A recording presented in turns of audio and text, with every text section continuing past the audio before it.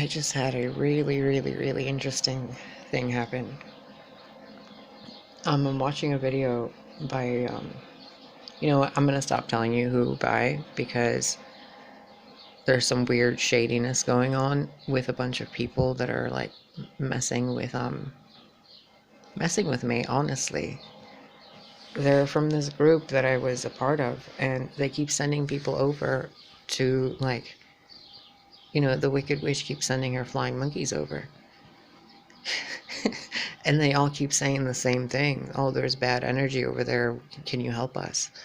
I've had so many people and friend requests on my Facebook page coming from that group.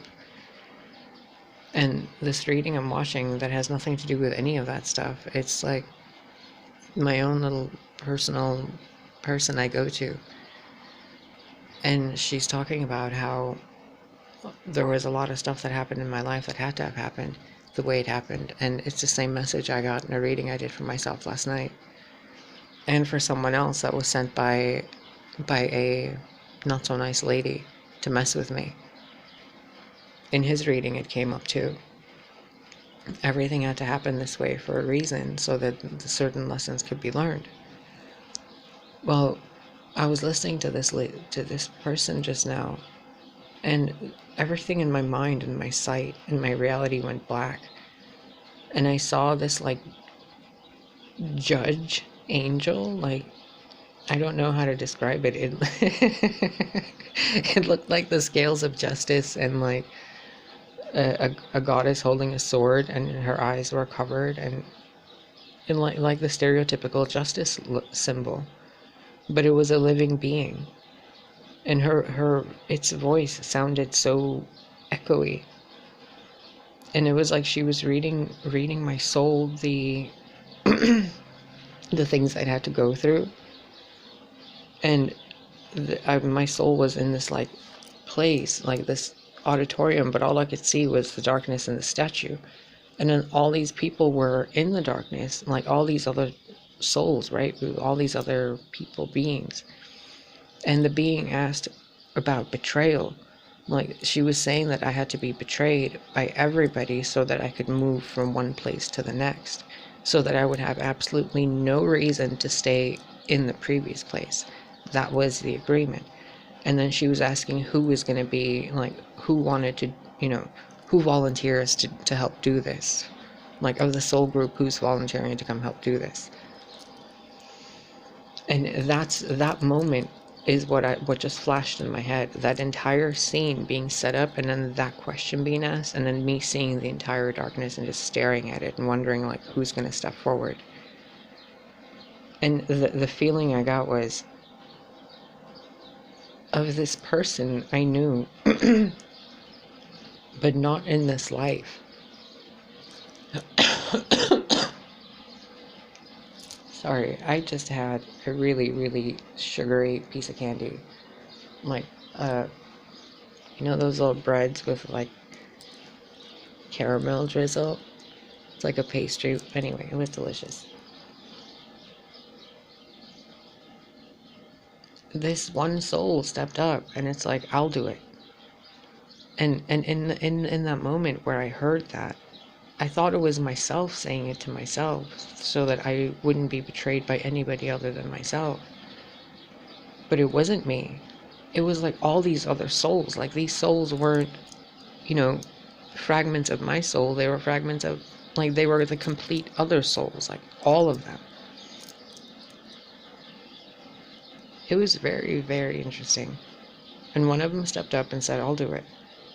And in my mind, when my ears heard that, my mind heard, because no one else gets to hurt you.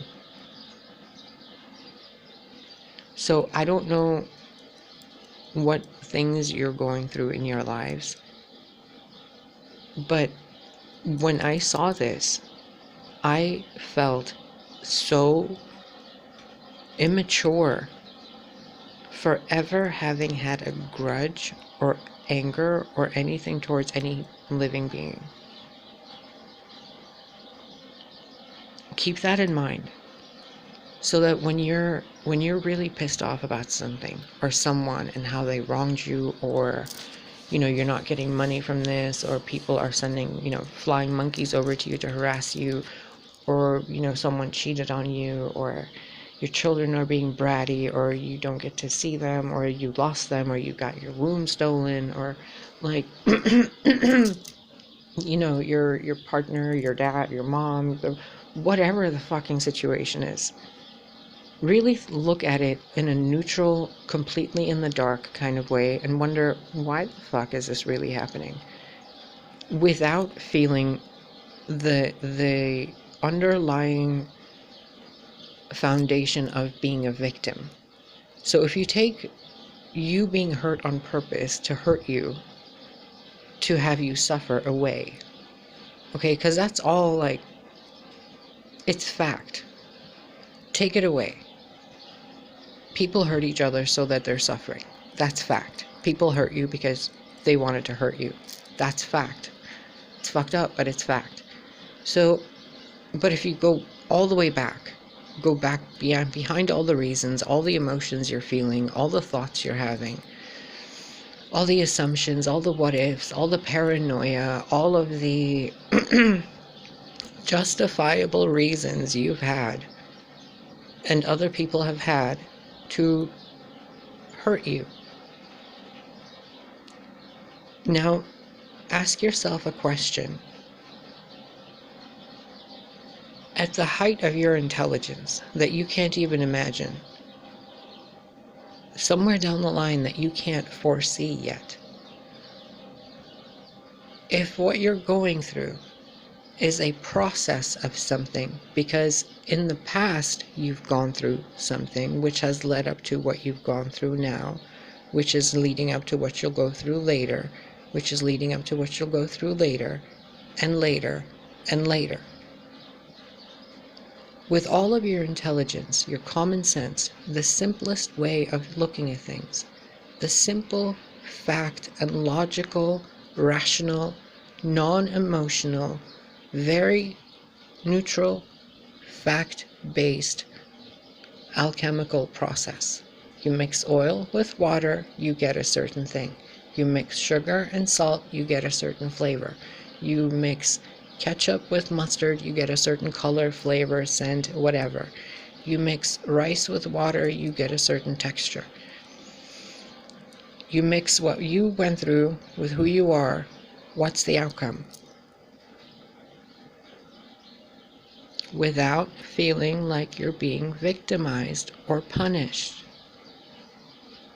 If it's all to benefit you, if everything you're going through has been to benefit you, but you've been looking at it through the eyes of an immature child thinking it's being yelled at.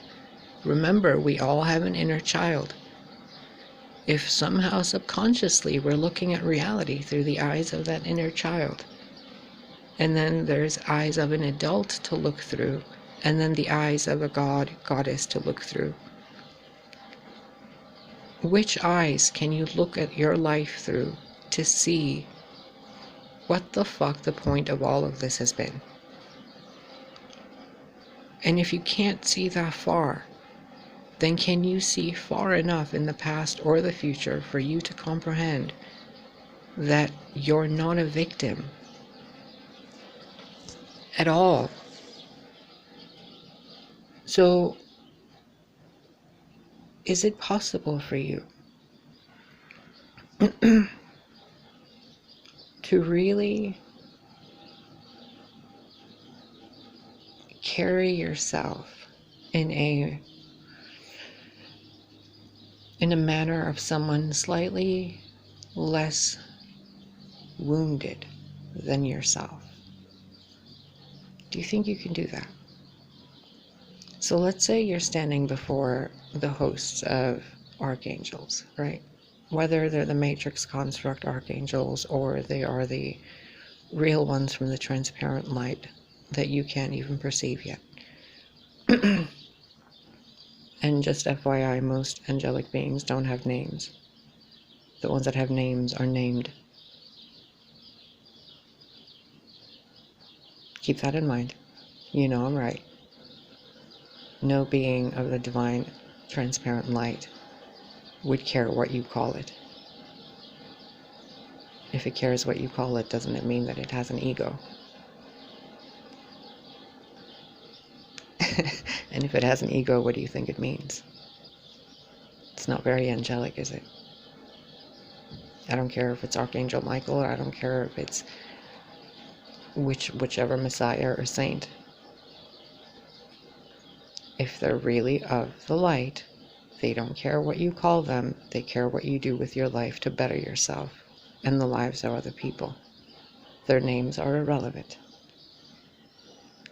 So when you're getting these messages and you think you're getting messages from your guides, or you think you're getting messages about why what's happening to you is happening to you, and you're like, oh, this person cheated on me because it's a karmic. Oh, that I lost that job because of, you know, generational curses, or oh, my family situation is so and so because of this so and so experience from childhood.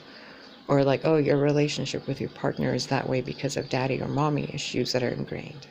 Or like, oh, you don't function in social situations because of a wounded inner child. Whatever. Or like the thing that's been going on with the Raven's Nest, like the narcissist to the light, the light to the dark, the worm tongue energy from a while ago. Like, whatever the fuck the situation is, look at it in a neutral way, because it's all showing you some form of energy to be aware of.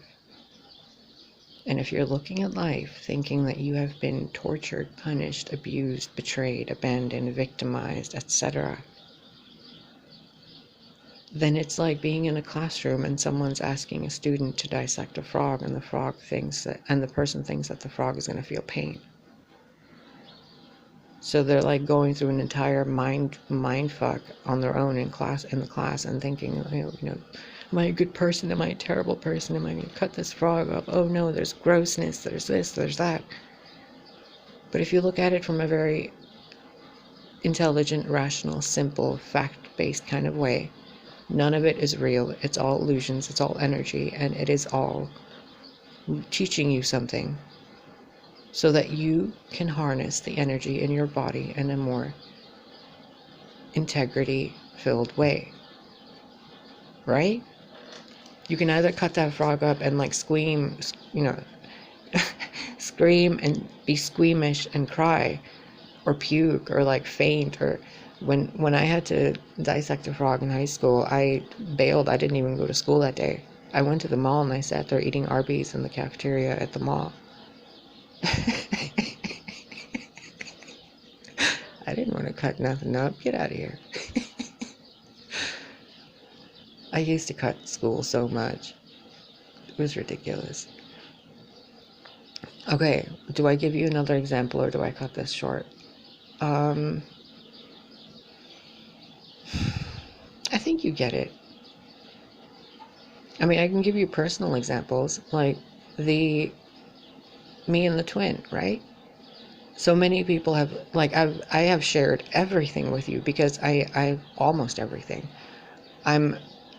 There's been a requirement from my consciousness to yours of full transparency, so that you cannot assume something, because even if you assume something, I'm here for you to clarify it for you, so that way you can see a clean mirror held to you, and also see who's holding the mirror and the lessons they're learning and how that's affecting you. Kind of like a picture-in-picture scenario. So with the twin, right? Horrible things happened in this lifetime, and not just this lifetime.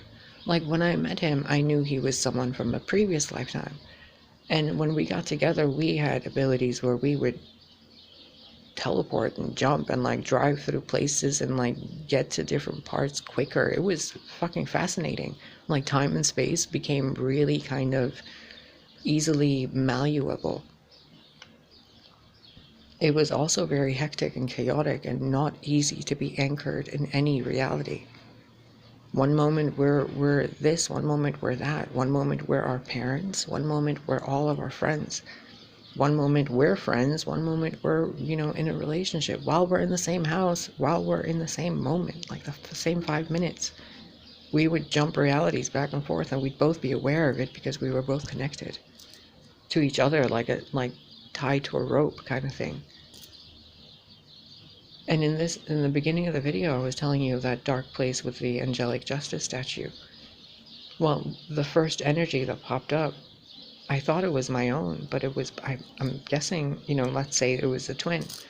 So if it was a twin's soul itself, the consciousness of the twin, right? And we're going to kind of differentiate us as individuals, because really we are individuals. Our souls might be connected, but even at a soul level, once the soul merges, we're still individualized. We're not going to be the same brain. You know what I mean? Like, like when you and your twins merge, like when souls merge together, they don't just become one new soul. When two twin flames come together, they don't just become one flame. They become a bigger flame. It's like two candle wicks dancing in the same fire. Doesn't mean that you lose who you are. When that soul said that they would do the betraying, and then all the other souls walk up and like assist, and you know this on a soul level, that everyone in your life is part of your soul group, and that everything going on in your life is part of something to teach your soul to do something, to grow, right? Like the video I have on the channel, the love letter to source. It's your soul talking to source, or your soul talking to another soul, or your soul talking to your soul itself, or your soul talking to your body, your consciousness talking to your soul, talking to your body. However you apply it between you and some other, even if it's the other is you. How can you, or you, or you, or you, or you, maintain the feeling of pettiness within you? Because really, when you distill the energies of negativity, when you distill them like a therapeutic oil, the base thing you're left with is petty. It's not evil. It's not fear. Because even fear itself is the effervescent bubbles, like a soda bottle, of what's in the soda that's not good. Because all the chemicals in the soda, you can make whatever you want, right? The water is something, the glass is something, the plastic is something. But the thing that's really the worst in there for you is the thing dressed as the sweetest thing in there for you. The sugar. So, sugar has done more harm to living beings than anything. But there's no anger towards sugar. There's simple avoidance. There's comprehension. There's understanding. There's an awareness that in you know, moderate amounts, sugar is fine. It can actually be beneficial. So now, looking at it from an enlightened perspective of your entire life, regardless of what you've gone through or who you've lost, really put aside all the excuses you have to feel justified in feeling any sort of negative emotion towards any experience in your life. Can you do that? Can you completely look at your life and the entire planet Earth and the solar system as the foundations of something better? Like all these buildings out there, what if they were nothing more than plant holders? Because there's something so much better coming that we can't even perceive how habitation units are going to be, like houses. Maybe everyone's going to have like 10 acres of land because a new continent forms out of the earth. Who knows? But right now we're like arguing over what? Rent? How dumb are we going to look like a year from now when everybody has a fucking castle? So let's look at it that way. Hindsight is 20/20, right? So put yourself in hindsight right now. Make every problem of your life in the past just be the past right now. Notice the pettiness in you that wants to hold on to it. But he did this, but she did that, but they did this, and I have proof of this, and there's scars of that, and there's pain of this, and there's sorrow of that, and I just can't forgive that. And what about this? And what about when he did that or when she did that? Yeah, you're totally right. But are you enough right now? Are you aware enough right now? Are you alive enough right now to just simply say, fuck it. Just let it be. For a moment in time, whatever the fuck is going on, just let it be. Let it fade to black. Utilize the power of the darkness you're so afraid of sometimes. And do what I have relished doing my entire life. Bathe in the dark. Swim through the dark. Sit in the dark and look at it. Hug it. Let yourself fall through infinity. Let yourself fall through the void. Just let yourself be here, now. Without all the tentacles you have going into the past or the future or sideways saying he did, she did, blah, blah, blah. No, it doesn't matter. They all did it to help you. They all did it to help you. How petty would you be for you to hold grudges against people who volunteered to come and betray you to help you? You think they wanted to betray you on a soul level? The vision I saw, nobody volunteered except one, and then they all came because nobody wanted to hurt each other. But it had to be done. So the only people that did the hurting were the people that loved the people so much that they decided that nobody else gets to hurt them, because we like if like there's a thing going on between, let's say, you and your sibling, right? Let's just say you have an imaginary sibling if you don't have one. Like where was it, Perry Peridot from the other video? We got Perry Peridot and Patty McWaffles, right? Two little crystals over there. And they did something terrible in a past life that they can't forgive. And then this life, they're going to do it to each other again so that they can forgive each other and move forward. Because in another life, they screwed something else up. Be as ambiguous as you want about whatever the situation is. In this life, they screw each other up again. Those two little, the two little nail polish bottles that are right there. So they're supposed to screw each other up again in this lifetime, but they don't want to. So before they're born as babies in this lifetime again, because they keep failing and having to leave and come back to do it again, because they're too good to each other. So in this lifetime, they're about to come back again as babies, and the blue one has to betray the pink one, and the pink one isn't moving forward in life because it's not learning the lesson of letting go. So the blue one has to come and betray it so that the little glittery one lets go and they can both move forward. Well, who do you think is volunteering to betray that one? That one, right? Because nobody else wants to hurt any of them. And if somebody else tried to hurt the other one, wouldn't the blue one step in and say, no, nobody gets to hurt that one except me. That's mine. And I don't even want to hurt it, but if somebody's going to have to hurt it, then it's going to be me. Wouldn't you do that to protect your partner, your wife, your sibling? Like if you could, like if you were a nurse, I mean, I can do this, but like if somebody's afraid of a needle and they don't want the nurse to, like, the baby has to have like a vitamin B12 shot or something, or like my grandma used to take, but I used to too, to take the vitamin B12 shots before. I used to give myself estrogen shots before. And I didn't have a nurse to do it, and I didn't have, my partner at the time didn't want to do it. He could, but he didn't want to. Well, he couldn't, but he wanted to. And so I kind of wanted to do it myself. I didn't want anybody else to do it.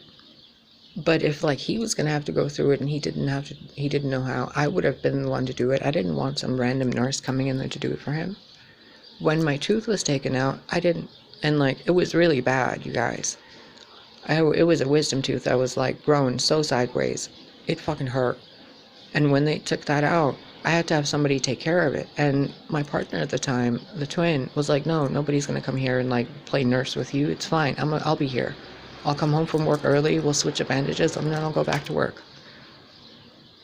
He would come home from work every day to switch the bandages out of my jaw, because they had to remove a piece of my jaw on the right side to get the tooth out.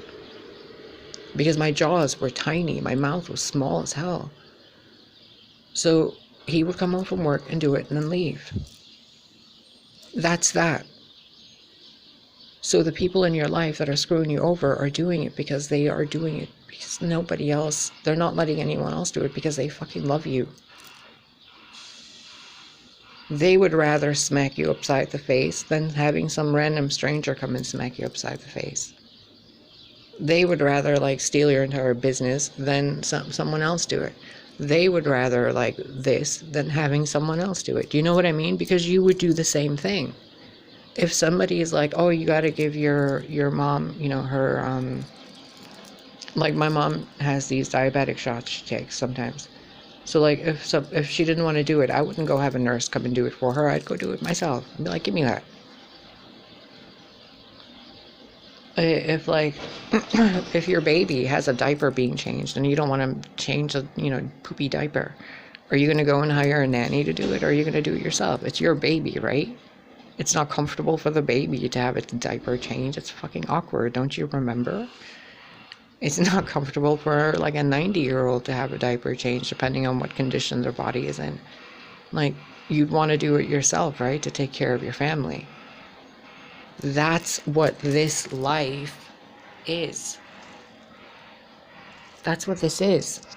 We're here getting us out of the lower world by screwing each other up so much in the lower world so that we don't fucking stay in the lower world.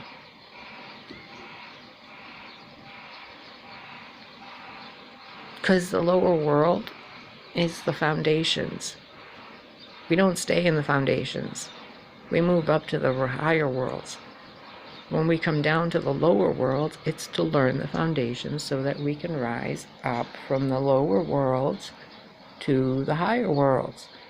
And as a soul, we have a knowing that when we get to the point in life where we're starting to experience the void, the abyss, the dark, the deep, that's our signal that we're too far down in the depths. Just look at the Norse tree, the tree of life, Yggdrasil. At the lowest parts are the abyss and the void, the depths. From there is Midgard, from the other ones is higher. Even in the Kabbalist tree of life, Malkuth is the bottom part of it, right? Or is it, I don't remember the exact name. It's the earth. It's the lowest point. From there, it goes up, in, up, in, up, in, and then it gets to the crown. And then you get to the pleroma. And then after that, well, you're just going to have to wait and see until we get there, aren't you? Unless you can remember. And if you can remember, then why aren't you making these videos? And if you are, then can you come over and hang out and make some coffee? Because I'm tired of talking to myself, and it would be really, really nice to have like an entire collective of us people, like, you know, teaching people and reminding people, doing it together, like in a school. Are you getting what I'm saying to you? If Professor X can do it, so can we.